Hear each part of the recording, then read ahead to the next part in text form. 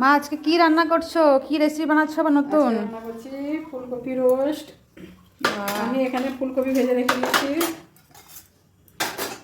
এই দেখেন বড় বড় করে ফুলকপি কেটে ভেজে রেখে দিয়েছি।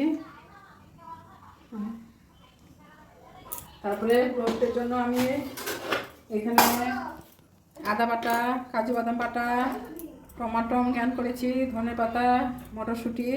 এবারে আমি রান্না করবো। দিয়েছি তেলে, আমার আদা বাটা কষানো হয়ে গেছে। এবার আমি দিয়ে দেবো কাজু বাদাম। কাজু বাদামটা ভালো করে কষে নেব।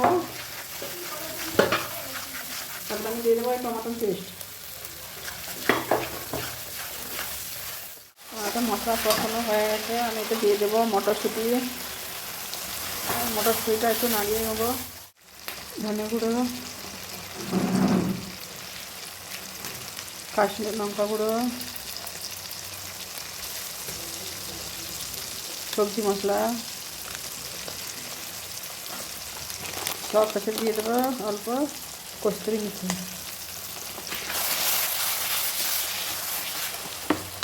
স্বাদ রান্নার জন্য সামান্য চিনি দিয়ে দেবো,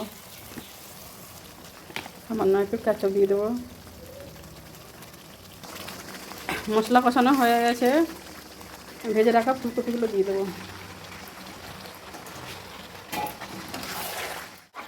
ফুলকপি রোস্ট রেডি হয়ে গেছে। সব শেষে আমি ধনে পাতা ছড়িয়ে দেবো।